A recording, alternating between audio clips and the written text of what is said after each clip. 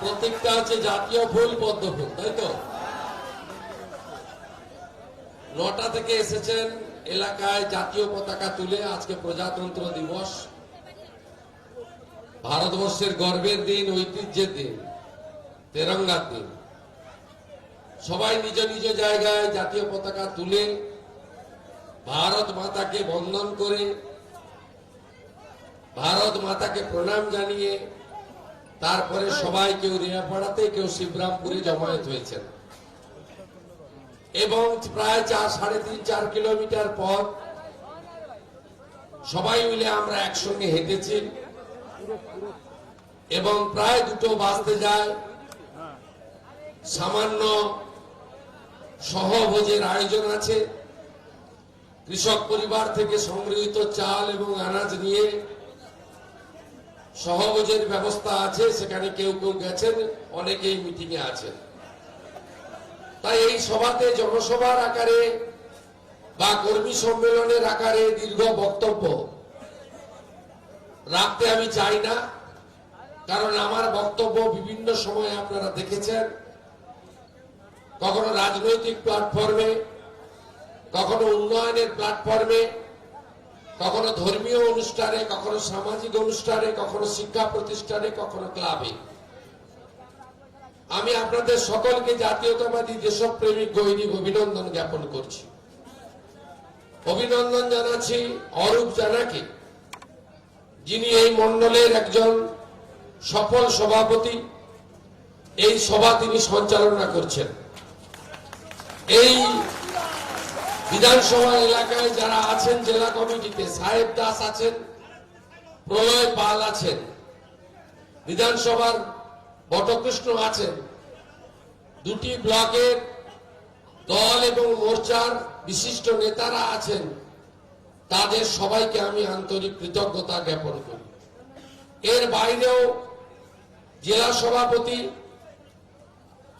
আপনাদের প্রত্যেক দিনের সাথী এবং আপনারা যাকে সকাল থেকে রাত্রি ফোনটা করলে পান, কর্মসূচি করলে আসেন, নবারুণ নায়ক মহোদয়, তাকে অভিনন্দন জ্ঞাপন করছি, ধন্যবাদ জ্ঞাপন করছি। পুলক গুড়িয়াকে, জেলা কমিটির অন্যতম নেতা, মহিলা নেত্রী তনুশ্রী নায়ককে, আমাদের সুনীল দা আছেন, পুরনো বিজেপি এবং এখন ওবিসি মোর্চার জেলার প্রেসিডেন্ট, আমার দেবাংশু ভাই আছেন, আমার প্রতীক আছে যুব মোর্চার সভাপতি, গৌরহরি আছেন, গৌরবাবু আছেন। তাছাড়াও দ্বিতীয় তৃতীয় সারিতে যারা আছেন প্রায় সকলে আমার পরিচিত। কারণ এটা ঠিকই, আমি রাজনৈতিক দলে লড়াই করলেও আমি কিন্তু অন্যান্য রাজনৈতিক কর্মী, নেতা, জনপ্রতিনিধির মতো আমি সংকীর্ণ রাজনীতিতে বিশ্বাস করিনি। আমার বিরুদ্ধে পরমানন্দ ভারতী লড়তেন। পরবর্তীকালে পরমানন্দ ভারতীর সঙ্গে আমার আত্মীয়তা হয়েছিল, আপনারা জানেন। আমার বিরুদ্ধে কবির মোহাম্মদ লড়তেন। কবির মোহাম্মদের সমস্ত বিষয় সাহায্য সহযোগিতা আমি করেছি। আমি মনে করি নির্বাচনে বহু দল লড়ে, বহু প্রার্থী থাকে, একজন জেতে অন্যরা হারে, কিন্তু তারপরে তার নির্বাচিত জনপ্রতিনিধি হচ্ছে সকলের জনপ্রতিনিধি। আমাদের এমএলএ সকলের এমএলএ, আমাদের এমপি সকলের এমপি, আমাদের মন্ত্রী মুখ্যমন্ত্রী সকলের, আমাদের প্রধানমন্ত্রী সকলের। এটাই হওয়া উচিত। কিন্তু পশ্চিমবঙ্গে এর অভাব আছে, অভাব আছে। নইলে এই রাজ্যের মাননীয় মুখ্যমন্ত্রী, তিনি নেতাজি সুভাষচন্দ্র বোসের 125তম জন্মদিবসের অনুষ্ঠানে ভগবান পুরুষোত্তম রামচন্দ্র মহারাজ জয় শ্রীরাম শুনে বলছেন আমাকে অপমান করা হয়েছে। জয় শ্রীরাম, জয় শ্রীরামের মতো পবিত্র শব্দ হতে পারে না। নিশ্চয় ভগবান রামচন্দ্র মহারাজ, তিনি সনাতন হিন্দু ধর্মের ঐতিহ্যের পূজারী, আমরা ভগবান হিসেবে মানি, রামনবমী পালন করি। তিনি দেবী দুর্গার পূজা করেছিলেন। কিন্তু একটা বৃহৎ অর্থ আছে। রাম রাজ্য মানে কি বলা হয়? রাম রাজ্য মানে শুধু হিন্দুদের নয়, হিন্দু, মুসলমান, শিখ, খ্রিস্টান, জৈন, সুশাসন। আপনি দেখবেন অন্য ধর্মের লোকও বলে যে আমরা তো রাম রাজ্য চাই। রাম রাজ্য মানে কি? সবাই দুবেলা খেতে পাবে, সবার বাড়িতে পাকা ছাদ থাকবে, বেকারদের হাতে কাজ থাকবে, কৃষকদের অধিকার প্রতিষ্ঠা হবে, মানুষ সুখে থাকবে, মানুষ মিলেমিশে থাকবে। এরই নাম হচ্ছে রাম রাজ্য। আর আমাদের মাননীয় মুখ্যমন্ত্রী জয় শ্রীরাম শুনলেই রেগে যাচ্ছেন, আর ওনার ভাইপো তোলাবাজ বললেই লেগে যাচ্ছে। সমস্যা এই জায়গায় হয়েছে। আমি আপনাদের কাছে বলতে চাই যে ভারতীয় জনতা পার্টিতে আপনাদের বন্ধু আত্মীয়, কারো ছেলে, কারো ভাই, কারো দাদা শুভেন্দু অধিকারী গেল কেন? আপনারা জানেন যে দীর্ঘদিন ধরে আমি অপমানিত হয়েছি। দীর্ঘদিন ধরে আমি দেখেছি যে সমস্ত মন্ত্রী নেতারা হচ্ছে ল্যাম্প পোস্ট, আর একটাই পোস্ট।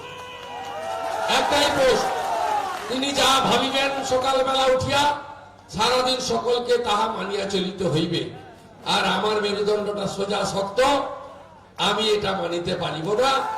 তাই তৃণমূল কংগ্রেস যখন কোম্পানি হইয়া গেল, তখন আমি কর্মচারী হইতে রাজি হইলাম না। আমি তখন পৃথিবীর সর্ববৃহৎ রাজনৈতিক দল ভারতীয় জনতা পার্টির খাতায় নাম লিখাইলাম। আর ভারতীয় জনতা পার্টির রাষ্ট্রীয় নেতা অমিত শাহজি মেদিনীপুর বিপ্লবের পূর্ণ মাটিতে এসে আমাকে 1 লক্ষ লোকের উপস্থিতিতে পার্টিতে গ্রহণ করলেন। এর থেকে বড় পরম প্রাপ্তি আর হতে পারে না। ভারত মাতা কি, জোরসে বলুন, ভারত মাতা কি, ভারত মাতা কি জয় শ্রীরাম।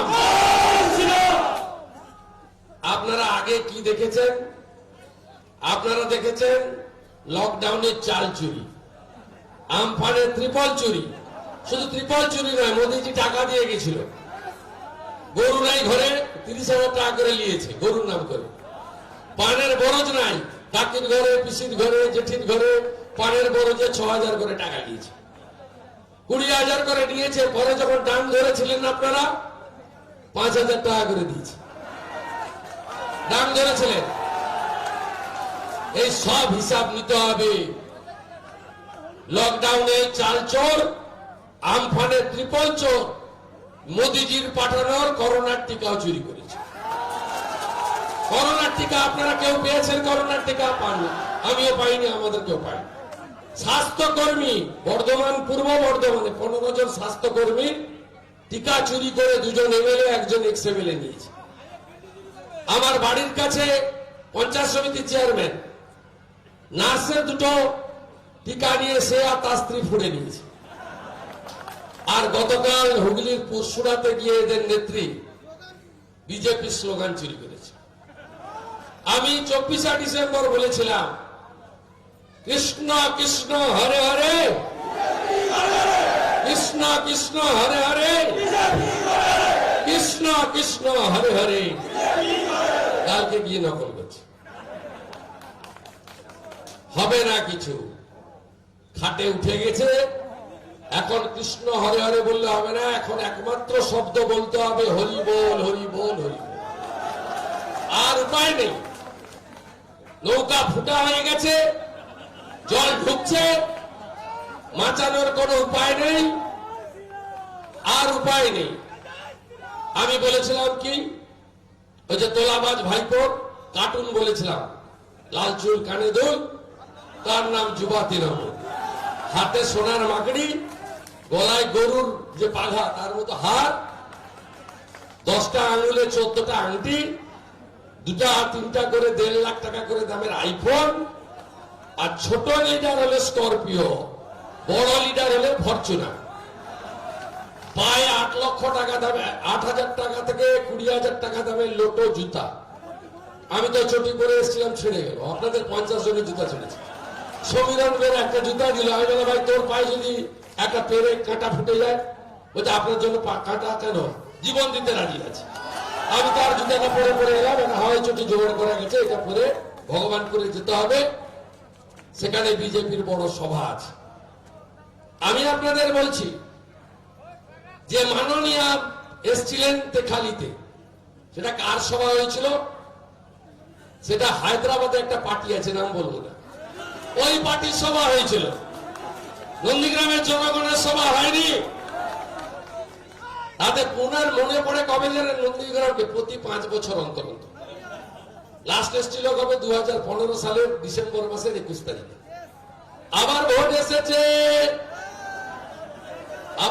এসেছে, তাই তিনি এসেছেন।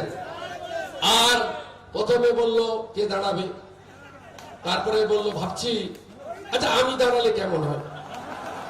তো সবাই হাততালি দিয়ে উঠলো। 5 তলা বা 5-6 তলা করে পাকা বাড়ি করেছে যারা নন্দীগ্রামে, ছেড়ে জনগণের টাকা ছেড়ে, তারা হাততালি করে উঠলো, হাততালি করে মেরে উঠলো। ভাবলো যে হাততালি মেরে দিয়েছে মানে ভোট পড়ে গেছে সব মেশিনে। বললো আচ্ছা আমি দাঁড়াবো। তারপরে খানিকক্ষণ ভাবলো যে জিতা যাবে তো, অঙ্ক কষলো, এদিকে কত ওদিকে কত, কিছু জানে না হিসাব। লাস্টে বললো আমি কিন্তু দুটোই জায়গায় দাঁড়াবো। আমার বড় বোন হচ্ছে ভবানীপুর, মেজ বোন হচ্ছে নন্দীগ্রাম, এবারে কিছুদিন পরে বলবে সেজ বোন হচ্ছে ডোমজুড়, আর ছোট বোন হচ্ছে কে? বালি।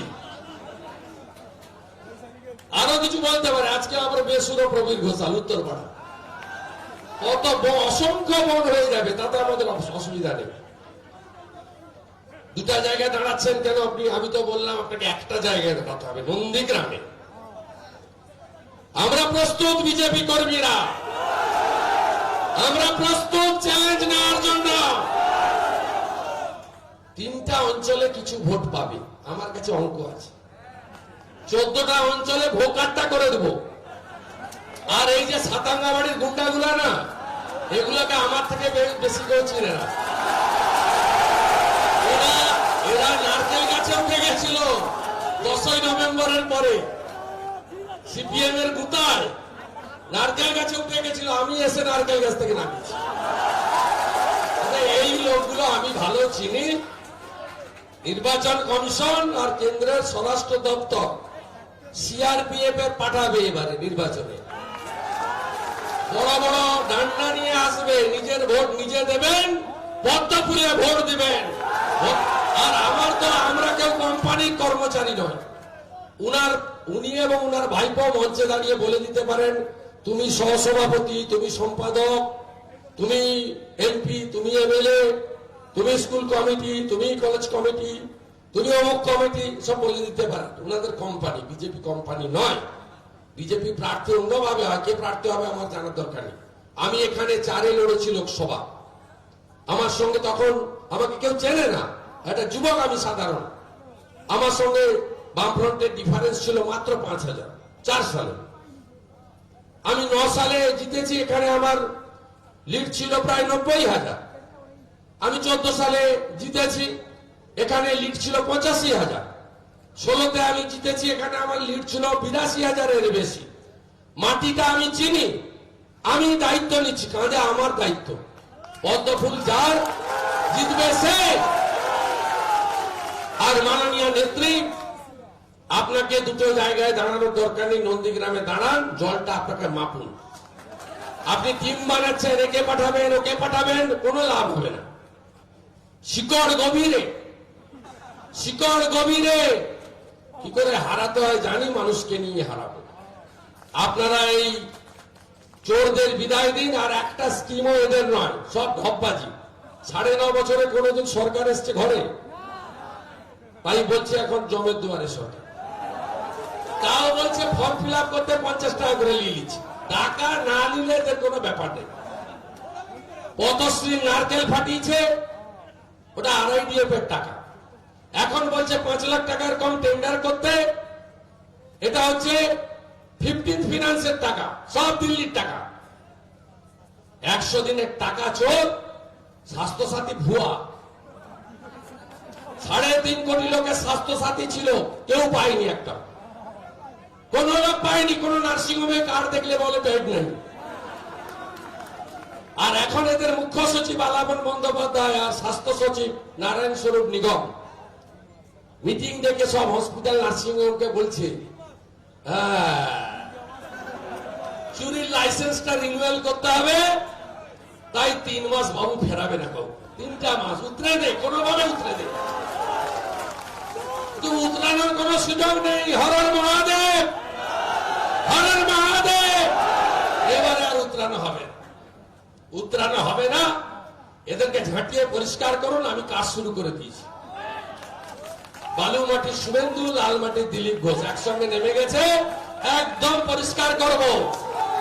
আমরা জিতব, আমরা জিতব, চিন্তার কিছু নাই। এ তো সবে শুরু হলো। গ্রামে কি বলে বলতো, আগুয়া চিরা হলো।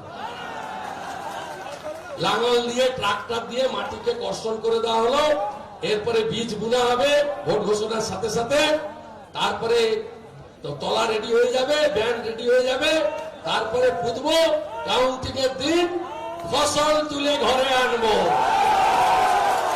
দিল্লিতে তার, কলকাতা তার, দুটো জায়গায় একই সরকার হবে। চাকরি পেতে গেলে টাকা দিতে হবে না, প্রধানমন্ত্রী বাড়িয়ে দিবে, আর তুমি বলবে বাংলা আবাস যোজনা, বলবে 20,000 টাকা মাল দাও। আবার বললে বলে যে অ্যাকাউন্টে তো টাকা আসছে, টাকা নিব কি করে, আমরা জানি না কি করে টাকা নিচ্ছ। এখনো তো হাফ টাকা আটকে রাখছো, বলছে খালি সবাই যেতে হবে, নইলে পরের হাফটা দিব না। আপনাদের বলছি নিবেন না, আমরা সরকারে এলে আপনাকে ডবল টাকা দেব। একটু শক্ত হন, একটু শক্ত হন। আর বামপন্থীদের বলি, 2-4 জন থাকলেও, অনেক বামপন্থী আমাদের সঙ্গে এসছেন, স্যালুট করি। যারা এখনো রয়ে গেছেন, আমি বলি বাবু, এই ভোটে অন্য জায়গায় ভোট দিবে না। কেন বলছি, কেন বলছি? বিজেপি এলে স্কুলের ম্যানেজিং কমিটির ভোট হবে, বন্ধ করে দিয়েছি। কলেজের ছাত্র সংসদ 4 বছর ভোট করে না, কলেজে ছেলে মেয়েরা ভোট দিয়ে ইউনিয়ন করবে। কোন সমবায় সমিতি ভোট করে না, স্পেশাল অফিসার দিয়ে রেখেছে। আর পঞ্চায়েত আর পৌরসভার ভোট হয় না, বিডিও অফিসের সামনে দাঁড়িয়ে থাকে। এই দেখবেন কি দুঃখজনক ঘটনা, 2টা লোককে মেরে দিল পঞ্চায়েত। তো নন্দীগ্রামের লোক, শুনে রাখুন, ওরা বামপন্থীর লোক। আমি এখানকার বামপন্থীদের স্যালুট করি। আমি ফোন করেছিলাম সেই রাত্রে বামপন্থী নেতাদের, আরে এটা খুব অত্যন্ত অন্যায় হয়েছে, আমি আপনাদের পাশে আছি। আমার কথা শুনে তারা এফআইআরটা পর্যন্ত করেনি। আমি পরের দিন এসেছি, 2টা ফ্যামিলিকে 2টা ছোট চাকরি দিয়েছি, আর তাদের আর্থিক ক্ষতিপূরণ দিয়েছি। আমার লড়াইটা ছিল ঘর পুড়বে কেন, ঘর ছাড়া হবে কেন, লোকে হসপিটালে নিয়ে যেতে হবে কেন। আর আপনারা ঘোলপুকুরে বসে, বিরুলিয়া অঞ্চলে বসে বুঝতে পারবেন না কি করছে, কি করছে শামসাবাদে, মোহাম্মদপুরে কি করছে জানেন, খোঁজ নিন। চন্দন দাস আছে কালীচরণপুরে, কি করছে খোঁজ নিন। আমি এখানে ভেদাভেদের রাজনীতি করব না, কারণ মোদিজিও করেননি। আমি মোদিজি দেখুন, লকডাউনের পরে 3 মাস বিনা পয়সার গ্যাস সবাইকে দিয়েছে, শুধু হিন্দুদের দেয়নি। হিন্দু, মুসলমান, শিখ, খ্রিস্টান 500 টাকা করে মায়েদের অ্যাকাউন্টে সবাই পেয়েছে। 5 কেজি চাল, 5 কেজি গম, 1 কেজি করে ডাল সবাই পেয়েছে, বর্ণ ধর্ম নির্বিশেষে। আমরা মানব ধর্ম পালন করি, কিন্তু আজকে সংখ্যায় কম বলে মোহাম্মদপুরের ভূপাল, তিনি কলকাতায় থাকবেন হসপিটালে। কেন বলুন তো বন্ধু? বলছে জয় শ্রীরাম বলা যাবে না। মামার বাড়ির আবদার, খোঁজ নেন কি করছে, খোঁজ নিন। কেন্দ্রামারি, বামনচক, কেন্দ্রামারি অঞ্চলে 7টা বুথে কি করছে খোঁজ নেন আপনার। কালীচরণপুর অঞ্চলে বঙ্কিম মোড়ে কি করছে খবর নেন। কি করছে শুধু খবর নেন, কি করছে আমি বলবো না, আমি দায়িত্বশীল লোক। আপনারা মনে মনে শপথ নিন, অবাধ গণতান্ত্রিক পরিবেশে নির্বাচন হবে, এবং এই নির্বাচনে পদ্মফুল শুধু নন্দীগ্রামে নয়, গোটা রাজ্যে ফুটবে, সুশাসন ফিরবে, সোনার বাংলা তৈরি